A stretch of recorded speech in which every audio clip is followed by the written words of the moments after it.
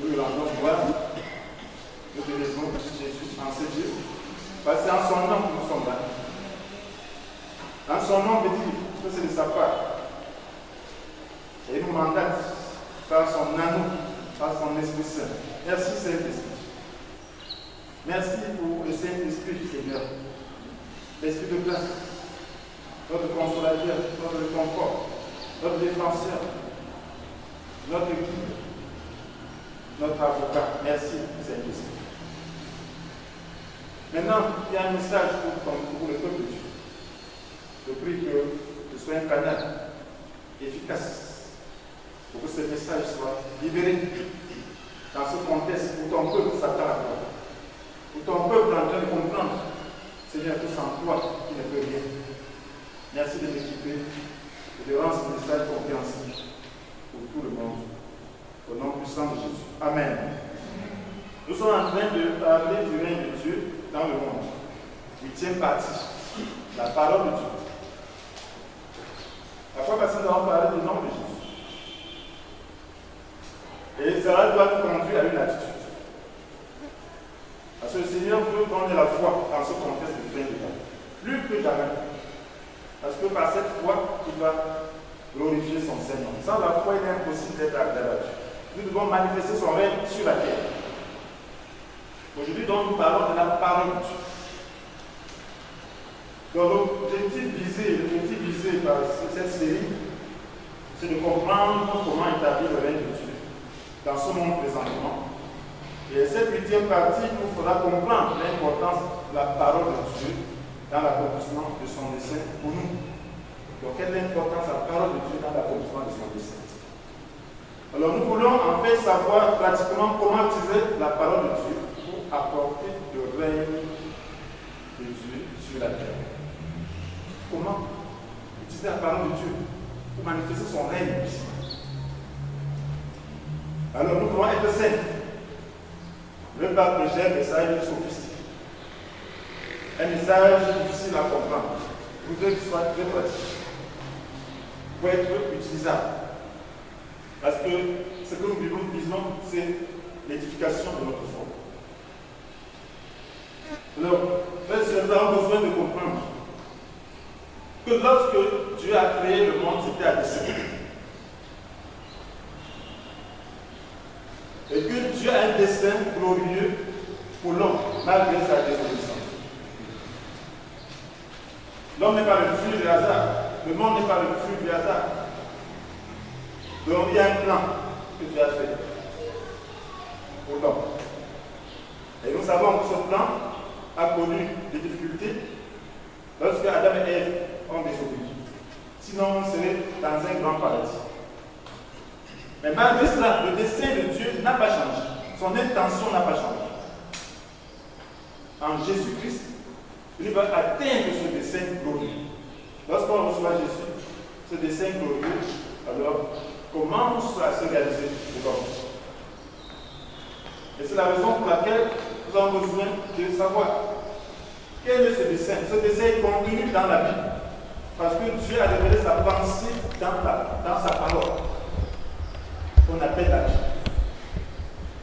Donc, tout est écrit nous concernant. Et lorsque nous connaissons dans cette parole, donc nous avons besoin de coopérer pour que ce dessein glorieux s'accomplisse. Pour coopérer, il faut donc connaître cette parole. Il faut découvrir les intentions de Dieu. Il faut connaître ce que Dieu a prévu pour nous. Et collaborer avec Dieu pour que cela puisse être possible. Voilà pourquoi Jésus dit, dans Jean chapitre 8, verset 32, vous connaîtrez la vérité et la vérité fera de vous des hommes libres. Vous connaîtrez la vérité et la vérité fera de vous des hommes libres. La parole de Dieu, c'est la vérité. Lorsqu'on la comprend, telle que Dieu l'a donnée. La vérité, c'est quoi? Ça veut dire que ce qu'on dit est en harmonie avec ce qui est réellement. Parce qu'on peut manipuler la parole. Je peux dire une chose, vous manipulez, vous ne comprenez pas son contexte. Mais ce n'est que vous comprenez autre chose que ce que j'ai réellement dit. Et c'est comme ça que beaucoup de gens comprennent la parole d'or, ils n'ont pas la vérité. Et c'est ce que le diable a fait dès le commencement. Il a perdu le message que Dieu a donné par l'organisation. Dieu a réellement dit, vous ne mangerez pas du fruit de cet arbre. Vous ne mangerez pas. Quelle est la vérité? La vérité, c'est que Dieu ne voulait pas qu'on mange. Mais le mensonge, c'est que vous allez manger sans bruit. Le diable a fait. Il a dit manger, il a dit. Le diable a fait son commandement, il a dit ça. Manger, il a laissé manger. Alors il faut connaître la vérité. En mangeant, tout est mort. Mais le diable a fait. Je peux dire une parole, il va à la maison. Et quelqu'un me répond ça. Il dit que j'ai dit d'aller à la maison parce que c'est. Donc quand il va à la maison, j'ai bien vu une chose. Il comprend pourquoi il va à la maison. Il va à la maison, ça veut dire qu'il va commencer à préparer ce que j'ai demandé de faire. On donne des cours. Donc voilà pourquoi il faut connaître toute la parole. Il faut connaître l'esprit de la parole. Il faut comprendre la parole. Et vous voyez, Jésus est le modèle. À travers la vie de Jésus, nous pouvons comprendre davantage ce qu'on appelle le dessein de Dieu. Ce qu'on comprend, ce qu'on appelle l'accomplissement du dessein de Dieu à travers sa parole. Tout est contenu là. Jésus est notre modèle. Nous devons suivre ce modèle. De comprendre donc l'efficacité de la parole. Donc nous allons donc structurer les uns en trois parties simplement, en parlant de Jésus qui est le modèle, en parlant du fait de suivre Jésus, le modèle, et en parlant de l'efficacité de la parole. Alors Jésus est venu accomplir la parole de Dieu. Il n'est pas venu faire sa volonté.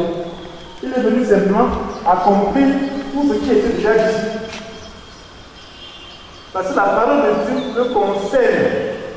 La parole de Dieu concerne l'humanité. La parole de Dieu concerne l'humanité depuis la création jusqu'à la vie éternelle. Vous voyez, à la Genèse, nous voyons la création, et à l'Apocalypse, nous voyons la fin de ce monde, nous voyons l'éternel de Dieu. C'est ça la parole.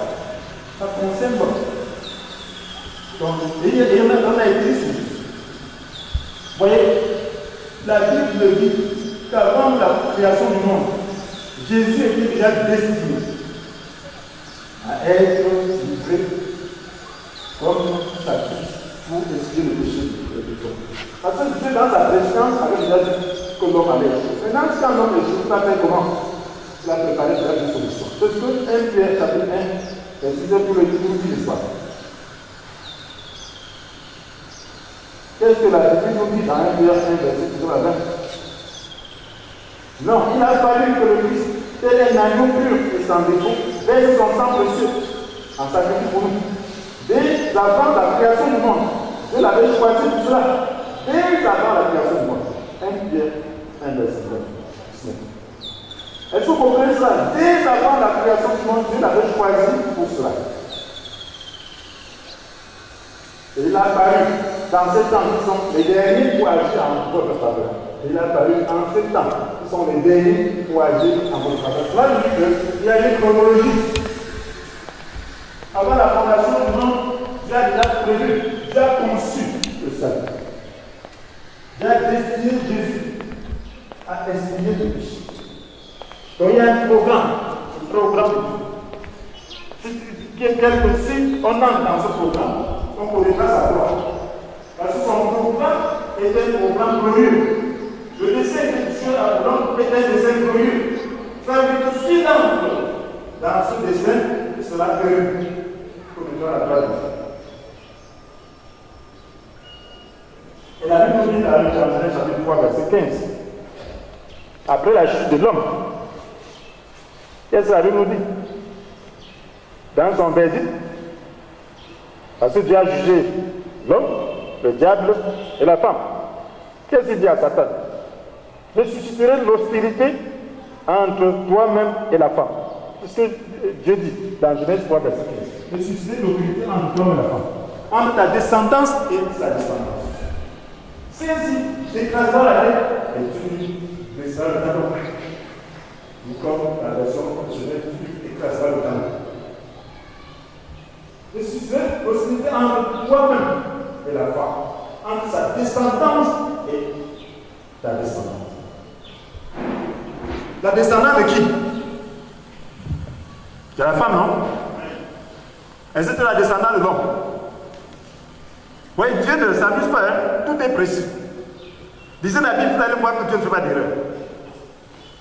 Son langage est clair et très précis. Il n'a pas dit la descendance de l'homme. Pourquoi il n'a pas parlé à l'homme? Souvent on dit que la descendance de l'homme. Oui, dans la nature, c'est la descendance de l'homme qu'on considère, n'est-ce pas? Mais ici, Dieu dit la descendance de la femme. Pourquoi? Parce que Jésus devait venir sans la voix de l'homme. Est-ce que vous comprenez cela? Jésus est fils de Marie, il n'est pas fils de Joseph. Il est fils de Dieu. Amen. Amen. Vous comprenez ça? Donc, Dieu prévoit déjà la venue de Jésus ici. C'est déjà programmé. Comme tout ce qui suit là, c'est un programme. Tout ce qui suit là, c'est un programme. Lorsque vous voyez déjà avec tout ça, c'est un programme. Dieu cherche une descendance. Dieu cherche une lignée par laquelle Jésus va venir et sauver le monde. C'est ce qu'il a fait à travers l'histoire. Il a trouvé Noé, il a trouvé Abraham. Amen. Et c'est comme ça qu'il a trouvé David. Il a trouvé Isaac, Jacob, David. C'est comme ça. Jésus est fils d'Abraham, il est fils de David. Pourquoi? Parce que David est roi, était roi.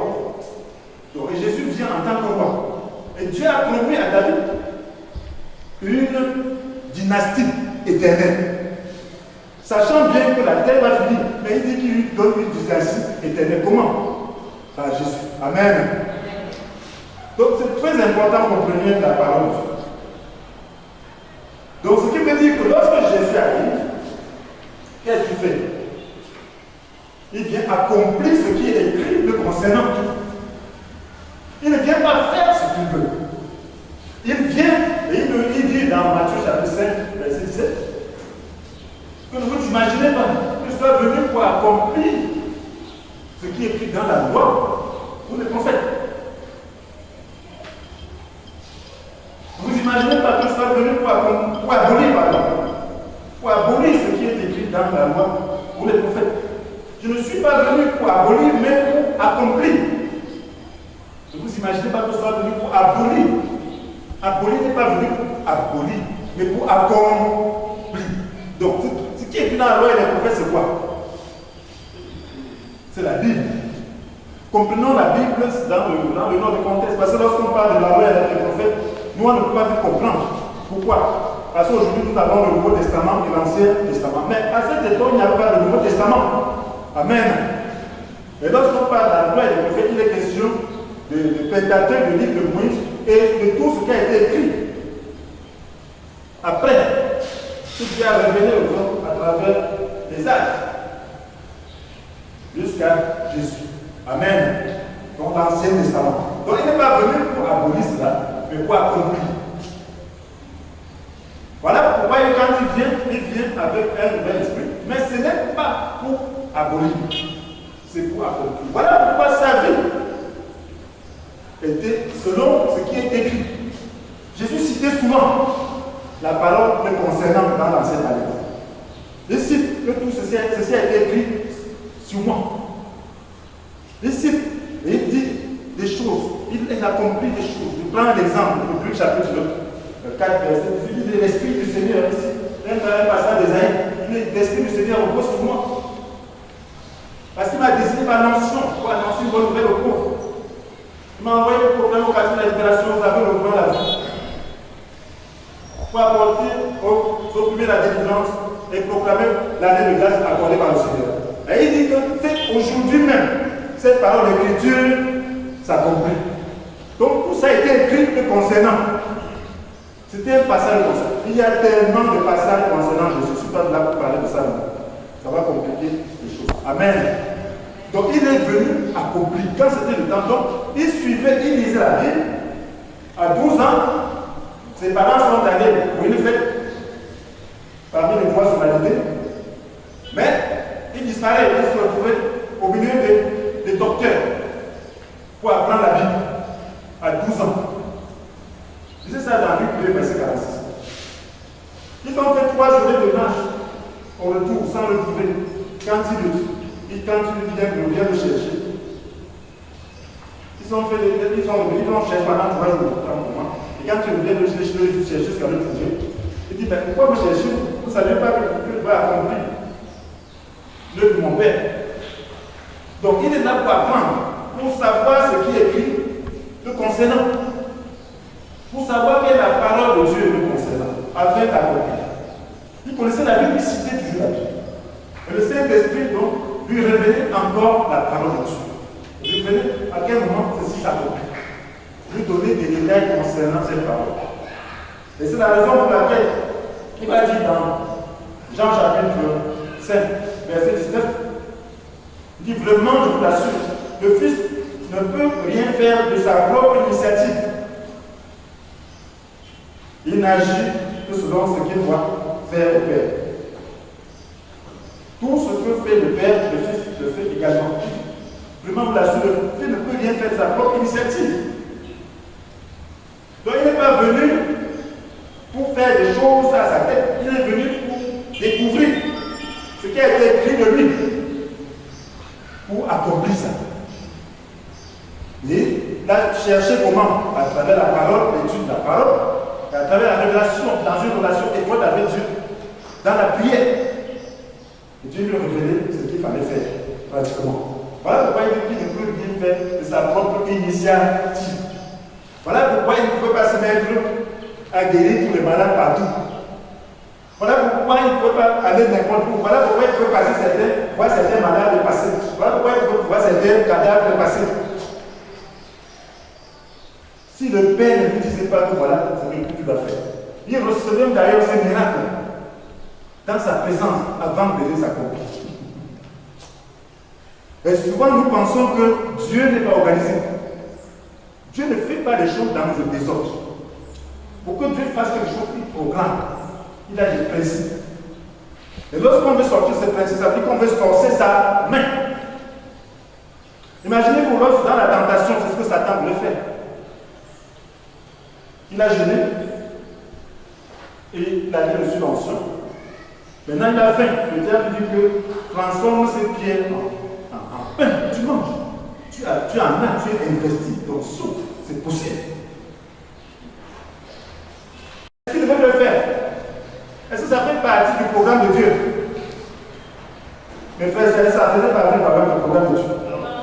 Dieu n'est pas comme le diable qui fait des choses juste pour la vanité. Quand on voit les choses, les gens faire des choses pour la vanité, ce n'est pas Dieu. L'esprit de Dieu, c'est pas comme ça. Dieu fait des choses sérieuses. Et lorsque quand il fait des signes, c'est pour un but. Regardez Moïse. Est-ce qu'il ne recevait pas tous les miracles qu'il devait faire? Est-ce que ce n'est pas Dieu qui lui donnait disait? Amen. Oui. Il lui dit que mets la main dans ton sein. Elle sera le tout. Il dit prends le bâton aussi, jette par terre, il va devenir serpent. Il le fait. Il s'en va faire exactement ça. Est-ce que Moïse a ajouté? Il a ajouté? Non. Il a frappé les 10 plaies. Est-ce que Moïse a dit ce bâton c'est déjà fort? Je suis déjà fort. Je fais ceci, je fais cela. Non. Et c'est ce que nous on fait aujourd'hui. On s'occupe de Dieu. On fait la même chose. La deuxième transport sur le haut, Dieu le 20 ans. Il dit si tu es fils de Dieu, c'est ça. Parce qu'il est écrit à ton sujet, il donnera des ordres à ses anges, il les portera sur leur main de peuple, son pied de terre contre le pied. C'est écrit, n'est-ce pas? Nous disons ça dans Somme 91, n'est-ce pas? Amen. C'était écrit à son sujet, c'est écrit aussi à notre sujet. Amen. Mais le diable dit, fais ça. Voilà, c'est écrit contre concernant. Voilà comment le diable détourne dans la parole. Histoire du contexte. Mais ça n'a pas été écrit pour qu'il puisse se vanter, pour qu'il soit capable de sauter du haut des temps. Vous voulez que vous démontre? Ah, voilà donc le diable. Il saute. S'il fait ça, c'est la croix. Il a forcé la main de Dieu. Parce que ce n'était pas pour faire ça. Et forcer la main de Dieu, c'était le problème du peuple d'Israël. Dieu fait sortir le peuple d'Israël d'Égypte et programme la main qui était un complément alimentaire complet et parfait, qui avait tous les éléments nécessaires pour le bon fonctionnement de leur corps. Ils ont le goût de l'ail, ils ont le goût de concombre, de la viande, du poisson. C'est ça qu'ils veulent manger dans le désert. Alors que ce désert-là ne va pas durer 2 mois. Ils commencent à pleurer. Oh, on ne mange pas la viande, oh, on ne mange la viande à manger. Ils ne voient pas le miracle de la main. Chaque jour, ils ont seulement à ramasser quelque chose de manger et être satisfaits. Ça fait qu'ils fassent 40 ans à tourner en rond parce qu'ils voulaient forcer la main de Dieu. Ils ne voulaient pas accomplir la volonté de Dieu. Dieu avait déjà fait son programme. Voilà comment ça va se passer. Vous donnez la main, et vous faites vous entrer dans le territoire. Mais ils ne veulent pas accomplir la volonté de Dieu, ils veulent accomplir leur propre volonté. Ce qui n'est pas écrit. Et c'est ça qui fait le problème. Et Jésus est venu pour accomplir la volonté de Dieu. Et c'est pour ça qu'il a réussi. Les gens pensent que la volonté de Dieu, c'est toujours facile. Vous pensez qu'aller à la croix, c'était facile. Mais ce n'était pas la volonté de Dieu. Amen. Mon frère, ce qui est encore pour un enfant, c'est qu'il soit dans la volonté de Dieu. C'est qu'il accomplisse la parole de Dieu. Jésus est venu accomplir la parole de Dieu. La croix a précédé la gloire. Amen. Sans la croix, il ne serait pas glorifié. Le nom de Jésus ne serait pas élevé aujourd'hui. Il ne serait pas élevé au-dessus de tout nom. Donc, ce qui veut dire que lorsque la croix se trouve dans ta vie, porte-la. Et nous devons porter notre croix. Nous ne devons pas seulement chercher à être positif. Nous devons chercher à connaître la parole de Dieu, à accomplir la parole de Dieu et à demander sa grâce pour supporter ce qui est difficile. Amen. Prier pour supporter ce qui est difficile. Parce que quand on va passer par ce qui est difficile, on va tirer la gloire. C'est comme ça que Dieu fait. Jésus ne déclarait que la parole. Jésus ne méditait que la parole. Jésus n'avait que la parole dans sa bouche et dans son cœur. Lorsque la tentation venait, il résistait par la parole. Le diable, il est écrit, il est aussi écrit. Le diable, il fait ceci. Mange, transforme les pieds en nourriture, en pain. Il est écrit, l'homme ne dit pas, comme n'a pas besoin seulement de pain ou vivre. Amen. Il est écrit. Amen. Il est écrit. Il est écrit, tu ne forceras pas la main de gagner ton Dieu. Le diable dit, au ciel, toi devant moi, je donne la gloire de l'homme. Il est écrit, c'est Dieu seulement pour adorer, pas tant de moi, Amen. La parole. Et dans sa vie, c'était la parole. Et dans les œuvres qu'il a accomplies, c'était la parole. Vous voyez, la parole est importante. La parole. Parce que Dieu soutient sa parole. Il parlait des exemples aussi.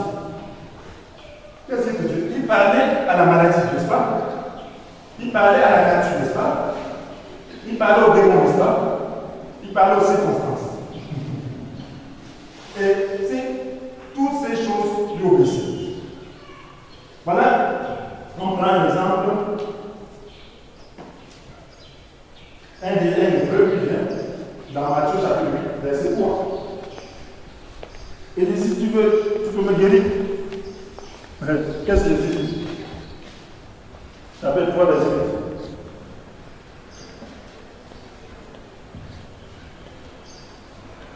Donc, chapitre 8, pardon. Le chapitre verset 3. Matthieu chapitre 8, verset 3. Alors on dit, et voici, au verset 2, un lépreux s'approcha et se prosterna devant lui, en disant, Seigneur, si tu le veux, tu peux me rendre pur. Jésus tendit la main et le toucha en disant, oui, je le veux, sois pur. Qu'est-ce qu'il a dit? Oui, je le veux, sois pur. Et qu'est-ce qui s'est passé? À l'instant même, il fut guéri de sa lèpre. Donc sa parole guérissait. Parce que c'était prévu. Dieu arrange les circonstances. Dieu a prévu que ce lépreux vienne pour sa guérison. Je le veux, sois pur. il a été purifié. Voyons aussi cette femme cananéenne, dans Matthieu 15, verset 2. Jésus se rendait quelque part. Voilà. La femme cananéenne, il devient lui. Elle crie tellement.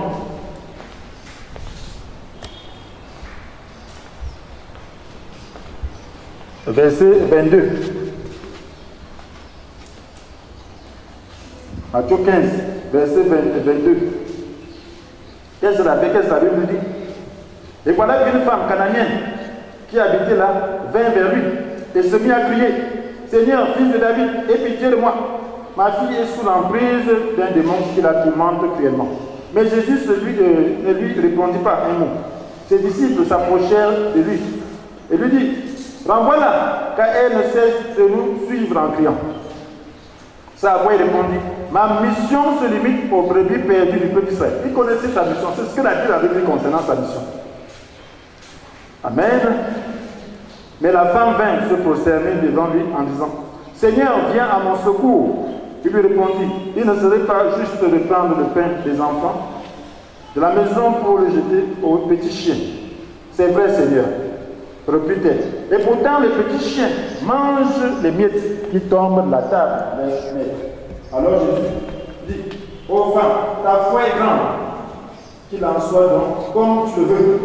Et sur l'heure, sa fille dit: ô femme, ta foi est grande, qu'il en soit donc comme tu le veux. Sa parole est élevée, parce qu'on sait le principe de Dieu. Amen. Il sait que si la foi est grande, il faut le dire. Amen. C'est Dieu qui a ordonné ça. Puis ta foi est grande. Il a obéi au principe de Dieu. C'est ça la parole. On doit connaître le principe de Dieu et suivre le principe de Dieu. C'est ça le principe de Dieu. Sa mission n'était pas pour les païens, mais c'est après donc que les païens devaient entrer. Mais il est venu pour convaincre les Juifs parce que c'est à eux qu'a été promis cette descendance physique. Donc ils devaient le faire. Mais en même temps, les autres ont profité. Et par leur foi. C'est comme ça que les autres profitent aussi dans notre vie. Lorsqu'ils ont la foi. Amen. Donc il faut seulement savoir quel est le principe de Dieu. Et savoir déclarer la parole du Seigneur. Il déclare seulement la parole. Qu'il en soit donc comme tu le veux. Comme tu le veux. Elle vaut quelque chose, il en soit donc. Donc qu'est-ce qu'il a fait? Il a déclaré la parole. Voyons donc quand il déclarait la parole de bénédiction, il y avait la bénédiction. Déclarer la parole de guérison, il y avait la guérison. Ensuite, maintenant, vous allez voir qu'il a parlé à la nature. Dans Matthieu chapitre 8, verset 26, il a parlé à la nature.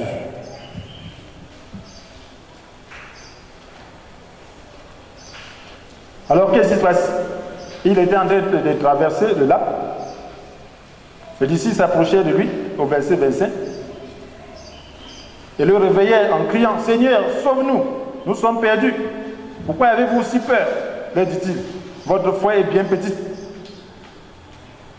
Parce qu'au verset 20, on dit: tout à coup, une grande tempête se leva sur le lac, et les vagues passaient par-dessus la barque. Pendant ce temps, Jésus dormait. Voilà, les disciples disent: sauve-nous, nous sommes perdus. Il dit: pourquoi avez-vous peur? Pourquoi avez-vous si peur? Leur dit-il: votre foi est bien petite. Alors il se leva, parla sévèrement au vent et au lac, et il se fit un grand calme. Il a parlé sévèrement au vent et au lac. Amen. Donc il parle au vent qui menace la barque. Il parle au lac qui se soulève. Il dit: arrêtez. Pourquoi? Parce que c'est la parole de Dieu qui a créé le monde. Et toute chose tient par la parole de Dieu. Donc s'il parle selon la parole de Dieu, la création doit obéir. Tout ça a été prévu. La parole de Dieu vient dans la nature, ne pouvait l'empêcher de faire sa mission. Quand il accomplit la volonté de Dieu, il soumet la nature à la volonté de Dieu, par sa parole. Donc vous voyez que Jésus ne disait rien sans la parole. Il a maudit un figuier dans Marc chapitre 11, verset 14. Nous voyons qu'il a parlé à un figuier. Et ça tout accompli.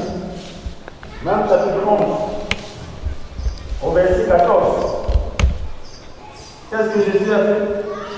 S'adressant alors au figuier, il lui dit que plus jamais personne ne mange de fruits venant de toi. Pourquoi? Parce qu'il n'a pas trouvé de fruits.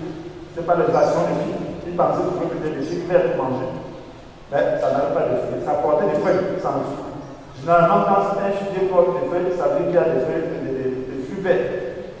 Il vient trouver ça. Il est dessus. Mais c'était symbolique. Sa vie n'était pas juste ordinaire. Alors qu'est-ce qu'il fait? Il fait une démonstration de la puissance de Dieu. C'était pédagogique. Il a l'autorité sur la nature et que nous devons suivre. Nous devons comprendre. Et qu'est-ce qu'il dit? Que plus jamais personne ne mange de fruits devant le bois.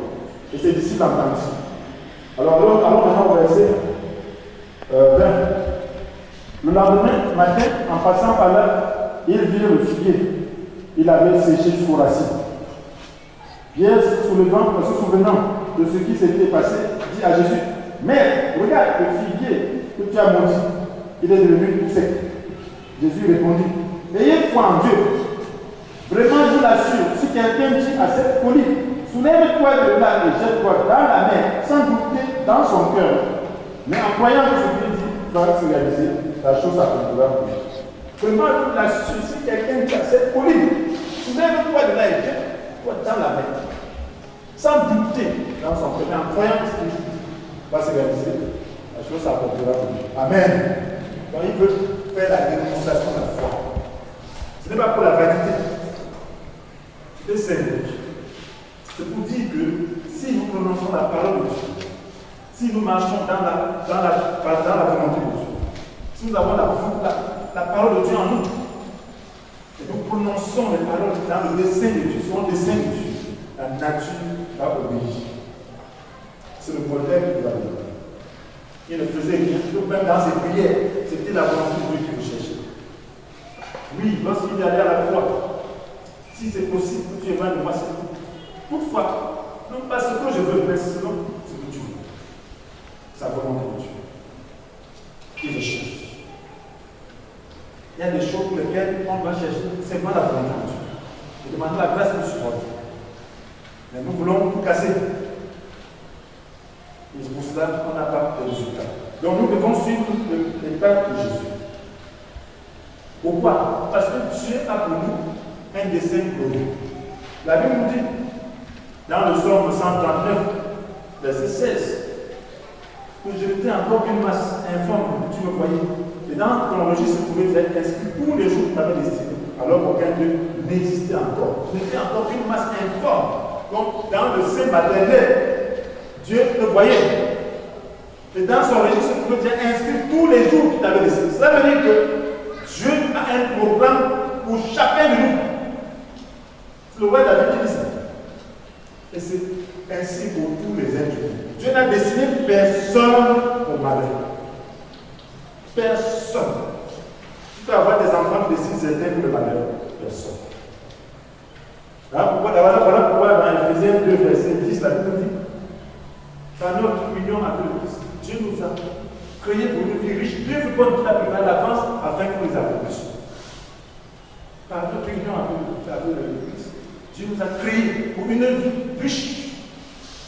D'œuvres bonnes. Est-ce qu'il a dit d'œuvres mauvaises? Il n'a créé personne pour une œuvre mauvaise. Il a préparé à l'avance afin que nous les accomplissions. Comment allons-nous connaître ces œuvres? Comment Jésus connaissait-il ces œuvres? Est-ce que vous savez comment Jésus connaissait? Est-ce que vous savez comment Jésus connaissait? Oui. Il connaissait en lisant la Bible. Amen. Il connaissait en priant. Le Saint-Esprit lui revenait. C'est la même chose. Pour que nous comprenions les œuvres bonnes que Dieu a préparées pour nous, nous devons lire la Bible. Si tu ne lis pas la Bible, tu ne connaîtras pas. Voilà pourquoi, en cette année, nous avons décidé de lire la Bible. La Bible dit heureux l'homme qui ne marche pas selon le conseil des chansons, qui ne vas pas se tenir sur le chemin de ton cœur. Toute sa joie, il la met dans la voie éternelle qui médite. Il prospère comme un arbre planté près d'un courant d'eau. Il donne toujours son fruit lorsqu'on revient la saison. Ses feuilles restent toujours vertes. Tout ce qu'il fait réussit. Pourquoi? Parce qu'il le fait selon le programme divin.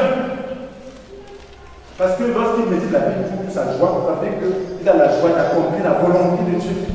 Il a donc la force. Dieu a mis en œuvre son Esprit Saint pour accomplir sa volonté et non pour accomplir la nôtre. Son projet, c'est sa volonté, ce qui est écrit. Et il a donné les moyens pour son projet et non pour le nôtre. Et c'est la raison pour laquelle nous devons connaître quel est son projet pour nous. C'est un projet de bonheur. Nous sommes trompés par notre chair. Le diable va nous dire que le projet de Dieu est bon. C'est faux. Il va nous ruiner. C'est le projet de Dieu qui est bon. Dieu est en train de montrer au monde que c'est son projet qui est bon. Attachez-vous à la terre. Cette terre-là, Dieu va souffler dessus. Ce n'est que le temps. Ce n'est qu'un temps. Ce n'est qu'un début. Nous vivons vers la fin des temps. Et Dieu a prévu. Disait à peu près ce qu'on mes frères et sœurs. Jésus, n'est-ce pas, n'a pas dit dans Matthieu 24 que les temps seront difficiles. Il y aura des guerres, des plus de guerres. Il a dit des calamités. Et ce n'est pas ça. Pourquoi être seulement positif? On est là pour accomplir la parole de Dieu. Mais qu'est-ce qu'il a dit? De prier, non? Pour atteindre, n'est-ce pas? Tu ne peux rien comme ça. Mais tu peux seulement atteindre. Tu peux prier pour te préserver. Tu peux prier pour te rapprocher de Dieu. Pour ne pas connaître le flanc des méchants. Amen. Parce que Dieu vise à révéler le monde, à juger, à prévenir le salut. Donc il dit prier pour raccourcir, pour que ça ne soit pas au-delà du supportable. Tu ne peux pas l'éviter parce qu'il a déjà programmé. Et le monde est en train de s'empiler. Ici, à Apocalypse, il va y avoir les 7 derniers coups de colère. Quand c'est seulement une calamité comme ça, ça bouleverse le monde entier. Quand ce sera une série de 7, on va faire quoi? 7.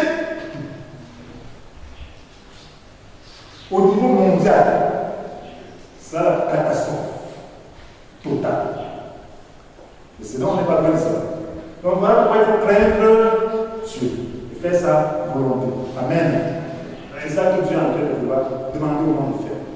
Pour qu'il atténue, pour qu'il épargne. Parce qu'il y a certaines calamités. Quand ce sera déjà Canada, on aura déjà Dieu. Ceux qui auront le sceau de Dieu sur leur front, ça ne les touchera pas. Et ceux qui auront la marque de la bête seront visés. Ce sera discriminatoire.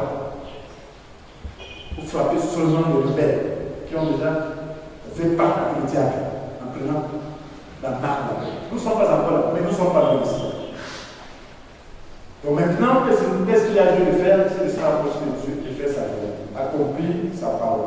Amen.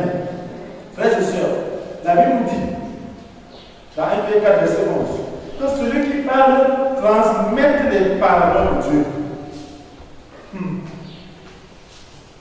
Que celui qui parle transmette les paroles de Dieu. Donc nous devons avoir les paroles de Dieu. Donc nous assemblons, ne dites pas les fruits de sa sagesse à toi. Ne dis pas les fruits de ta connaissance, donne les paroles de Dieu. Tu n'as pas la parole de Dieu, tais-toi. Si quelqu'un a des problèmes, tu n'as pas la parole de Dieu pour lui, tais-toi. Ne sois pas un faux consolateur. Si tu es avec les gens, tu n'as pas la parole de Dieu, taisez-vous. Apprenez à rester tranquille et à méditer, lire la Bible. La Bible nous dit dans Éphésiens 4, verset 9, ne laissez aucune parole blessante franchir vos lèvres, seulement des paroles empreintes de bonté, qui répondent à un besoin et aident les autres à grandir dans la foi. Cela fera du bien à ceux qui vous entendent, que cela aide. Ne donne pas des paroles pessimistes, donne des paroles de Dieu, donne des paroles d'encouragement, dis la vérité. Et montre comment il faut faire pour s'en sortir. Pas des paroles de Dieu. Ne sois pas comme ces 10 là, les espions qui sont venus décourager le peuple. Sois comme Josué et Caleb, qui dit malgré cela, Dieu, il y a la parole. Est-ce qu'il y a la bonne parole pour vous dans ce contexte? Oui. Amen. Nous attendons l'avènement du Seigneur. Alléluia. Alléluia. Le pire ne viendra que lorsque Dieu aura enlevé le ciel. Donc tout ce qui est fait là, ça c'est juste l'amusement. Hein. C'est l'amusement. Ça c'est rien. Quand Jésus va enlever le ciel, les eaux vont être transformées en sang. Tu roules le robinet comme ça sur le sang. Les poissons meurent. De ces plaies, de ces grelons, d'un kilogramme, même de 10 kilogrammes, qui vont tomber sur la tête des gens, casser le véhicule. De ces détruire de ces maladies, avec des périodes bien déterminées. Même ce coronavirus, c'est un programme divin. Même si le diable l'utilise, même si c'est le diable qui le fait. Mais Dieu le permet parce que c'est lui qui est l'auteur de la création, qui est le souverain même de l'univers, n'est-ce pas? Mais il le permet à dessein. Et il a donné une limite. Donc il a une limite aussi pour ça. Et pendant que nous prions, Dieu peut aussi resserrer pour que ça n'atteigne pas totalement l'objectif du diable. Parce que quand Dieu fait, alors il va atteindre un dessein d'amour. Mais le diable, lorsqu'il est en train de faire, il le fait avec haine. Il le fait avec méchanceté. Dieu lui donne la limite. Voilà pourquoi il faut prier. Alléluia.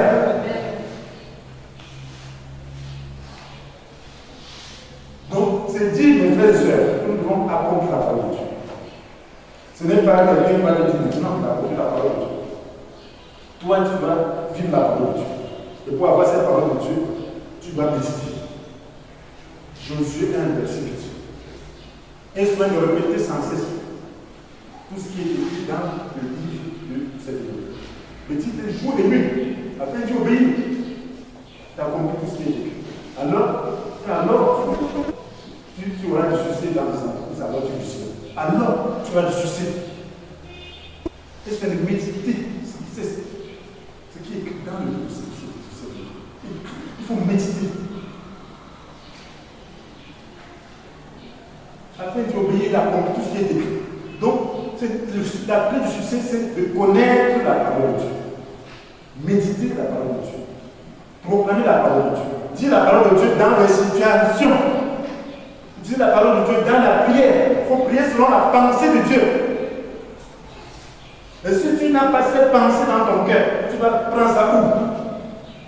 C'est là que le Saint-Esprit va donc révéler et utiliser ce que tu as, ce que tu connais déjà, pour libérer selon son contexte. Mes frères et sœurs, lisez la Bible. Moi, je lis la Bible. Quand je sais lire, je lis la Bible. Moi, je lis la Bible. Je peux plus m'entendre. Si 5 minutes d'attente, je vais écrire la Bible. 10 minutes d'attente, je vais ouvrir la Bible. Pour connaître la pensée de Dieu. La parole de Dieu est efficace. Donc nous avons besoin de la parole de Dieu. Parce que nous avons dit que le nom des Écritures dit que nous le faisons de sa part. Que Dieu nous envoie, Christ nous envoie. Et nous mandate. Avec le souffle de son esprit. Maintenant, quelle est la parole que nous leur avons donnée? C'est notre parole? Non, il nous envoie avec sa parole. Amen. Il a envoyé Moïse avec la parole. Dans les détails de ce qu'il allait dire. Il va dire ceci à Pharaon. Et au moment de dire, il le dit. La même chose, la parole de Dieu est écrite. Et maintenant, Dieu nous mandate. Et c'est notre bouche qui doit être déclarée pour que les choses s'accomplissent. Amen. Oui, il montre ce qu'il doit faire, mais notre bouche doit agir. Voilà pourquoi la prière est importante. Tu ne déclares pas, il n'aura rien. Tu ne déclares rien sur l'effort du mal, il n'aura pas d'effet. Tu ne déclares pas de parole pour notre nation, il n'aura pas d'effet, mais tu déclares au nom de Jésus, il y aura des effets dans le monde invisible. Voilà pourquoi c'est important. La parole de Dieu est vivante et efficace. Dans Hébreux chapitre 4, verset 12. Elle est plus tranchante que tout épée à tout tranchant, pénétrant jusqu'au plus profond de l'être, jusqu'à atteindre à l'esprit de humain. Elle joue les dispositions et les pensées du cœur. Rien n'échappe au regard de Dieu. Tout est à découvert, à nu, aux yeux de celui à qui nous devons rendre compte. Donc cette parole est vivante et efficace pour accomplir le dessein de Dieu. Nous devons la voir, nous devons la proclamer, nous devons la vivre. On a parlé à nous-mêmes. Quel dessein de Dieu pour toi? Lorsque tu as une situation, lorsque tu as une pensée, quelle est la parole de Dieu concernant cette situation? C'est ça que tu vas chercher à trouver. C'est ça que tu dois déclarer. Ce n'est pas le fruit de ta peur, de tes pensées, de tes émotions. Ça n'a pas de sens. Les émotions avaient conduit les gens à l'incrédulité. Ils ont eu peur d'aller prendre la terre promise. Mais ceux qui avaient la parole de Dieu, Jésus et Caleb, ils ont dit, Dieu a promis, nous allons prendre, parce que c'est la parole de Dieu. Alors apportez la parole de Dieu. Amen. Les autres, on a vu les gens, on a peur. On ne peut pas. Qui avait raison? Ils ont des émotions? Non, la parole. Même si tu as peur, cherche la confiance dans la parole. Voilà pourquoi il faut connaître la parole pour vaincre la peur. Il faut que la parole soit dans ton cœur pour vaincre ta peur, pour vaincre tes circonstances, pour vaincre tes doutes. Parce que la foi ne vient que de la parole de Dieu. Il faut qu'elle remplisse ton esprit pour envahir ton âme, être plus robuste que le mensonge du diable, de tes sens affectifs. Si ce n'est pas plus robuste, il faut en emporter sur toi. Voilà pourquoi la parole n'est jamais assez. Si avec le temps, il y a des moments où je dois faire quelque chose. Ouais, mais tant si je suis en train de lire la parole, je dois faire autre chose. Parce que c'est en train de me remplir. Ça me fait du bien. Même s'il fallait passer, je peux écrire la liste dans la parole, je serais très content. Mais il y a un temps pour autre chose. Amen. Oui, mais ça fait du bien à nous.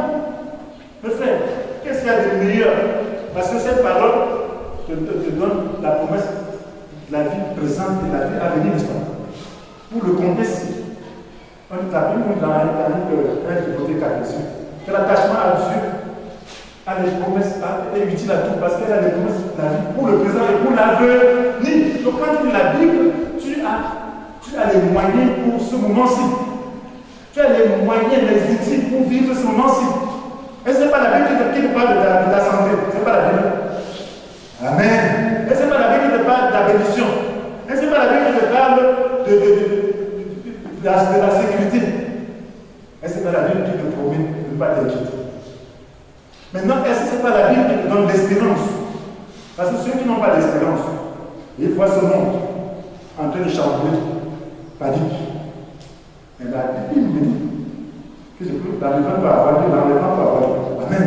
La Bible me dit qu'il y a quelque chose de meilleur, que cette situation présage quelque chose de meilleur, le règne de Jésus. Amen. Jésus me dit qu'il y a quelque chose, il y a le règne de Jésus, il y a la félicité éternelle, il y a le royaume de Dieu, il y a le royaume céleste. Et pour l'éternité, ça devient plus vrai pour moi. Et donc je me réjouis. Voilà pourquoi la Bible dans Romains chapitre 12, verset 12. L'espérance, qu'elle soit votre joie. Et c'est la Bible qui nous donne l'espérance. Un chrétien qui ne vit pas d'espérance est un chrétien qui ne peut pas être joyeux. Tu vas vivre seulement ces circonstances. Moi, je vis l'espérance. Je ne vis pas seulement pour ce monde. Je vis pour le royaume. Et tant que ce n'est pas vrai pour toi, tu es malheureux. Qui met sa joie dans la voie éternelle. Qui met sa joie dans la voie éternelle, qui l'a dit jour et nuit. Donc si tu ne mets pas ta joie dans la parole de Dieu, tu es fini. Tu n'es pas un chrétien heureux. Moi, je n'ai pas peur d'abord. Ce n'est pas que je ne prends pas les mesures d'hygiène par rapport au virus. Non, je serais irréfléchi. Parce que la Bible dit que ce n'est pas un esprit d'utilité que Dieu t'a donné, mais un esprit qui demande de faire du monde. Tu lâches pour un fort. Et manque de réfléchir. Donc, vous pouvez être réfléchi. Je suis un homme de science. S'il n'applique pas de science, je suis fou. Amen. Je serai en train de forcer la main de Dieu. Mais il peut dire simplement que tout le monde va finir par mourir. Mais c'est les uns vont mourir, les autres vont mourir. Amen. Et j'ai ma foi aussi. Je sais que Dieu va me préserver. Amen. Donc c'est de ça qu'il est question. Mais ceux qui n'ont pas d'espérance, s'ils meurent, ils vont mourir. Moi, est-ce que vous voyez? Souvent, quelqu'un qui a sa maison au village, il dit, en fait, c'est mauvais, moi, je vais au village. Et c'est où il va là? Quelqu'un qui n'a pas la maison au village. Donc moi j'ai ma maison de retraite. Alléluia. Donc je sais là où je vais. C'est ça l'espérance. Quel soit votre choix. Accomplissez la parole de Dieu. La parole de Dieu n'est pas seulement tu vas manger, le sorcier va passer, tu vas avoir des amis, tu vas avoir des chaussures, tu vas réussir. C'est pas ça la parole de Dieu. Ça c'est trop petit. La parole de Dieu c'est la vie de tous les jours. C'est entrer dans le destin de Dieu. Et souvent tu es dans ce destin, tu commences à être accompli.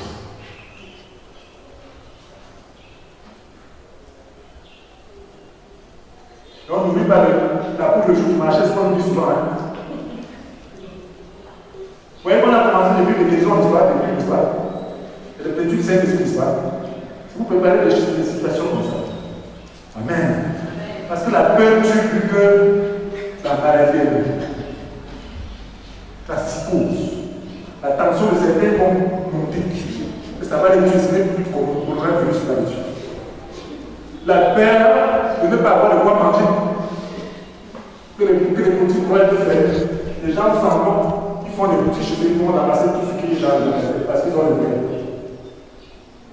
Donc tout ça, ça crée la psychose. Mais toi qui as l'enfant de Dieu, qui as la parole de Dieu dans ton cœur, tu fais les choses avec réflexion, avec bon sens. Amen. C'est ça qui fait la différence. C'est ça qui fait la différence. Donc, accomplissez la parole. La parole de Dieu s'accomplit toujours.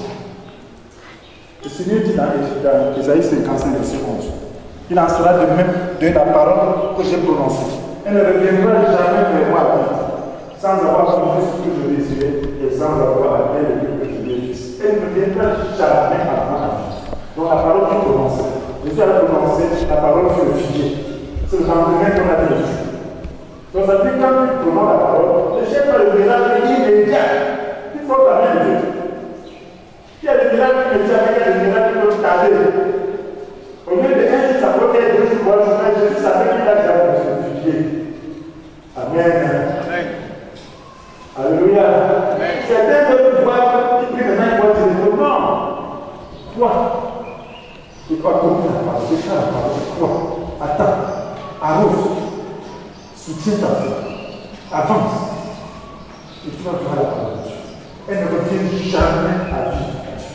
Si c'est la parole de Dieu qui a commencé, elle ne reviendra jamais. Jamais. Même la parole de Dieu, elle ne reviendra jamais à Dieu à vie. Amen. Parce que c'est la parole de Dieu. On ne peut pas dire pas porter du fruit à Dieu. Même si je ne vois pas. Moi je le fais avec foi. Amen. Même si dans la grande population, c'est bien mon sujet.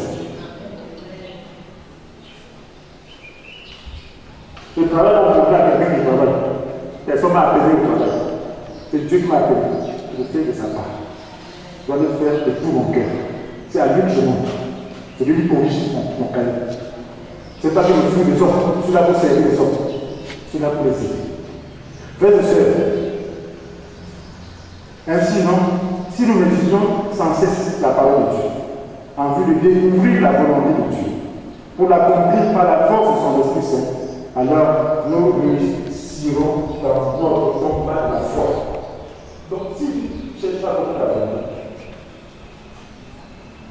nous prononçons la situation en comptant sur le Saint-Esprit. Nous réussirons. Amen. Dans notre combat de la foi. Parce que le combat de la foi, c'est combat pour croire. Pour croire ce que Dieu a dit. Et pour croire ce que nous disons au nom de Dieu. C'est tout ça. C'est combattre, être au-dessus de nos sens affectifs, de notre chair, de nos pensées personnelles. Parce que si nous sommes au-dessus, Dieu certainement va se manifester. Ce sont toutes ces choses qui font obstacle à la volonté de Dieu. Ce sont toutes ces choses qui ont fait obstacle à la prise de Canaan, 40 ans plus tôt. C'est ça qui est arrêtable. Parce que les gens ont peur. Ils n'ont pas mis l'esprit au-dessus, ils n'ont pas mis la parole au-dessus. De leur peur. Les gens. Il y a des gens en ce jour, mais mettons la parole. Il y a la promesse de Dieu par rapport à la parole. Donc, entrons dans le destin éternel de Dieu. Prononçons la parole.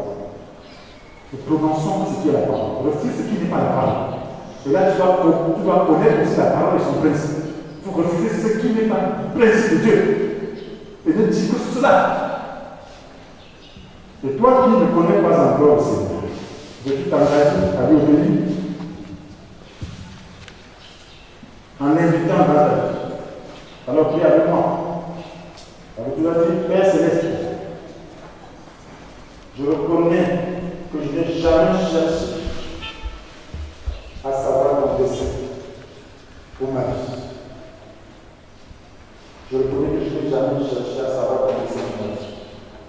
Je me regrette et m'engage à accomplir ta volonté. Pardonne le péché, Seigneur. J'invite Jésus à prendre sa place dans mon cœur. Je te reçois, Seigneur. Sauve-moi et gouverne désormais ma vie par ton Saint-Esprit.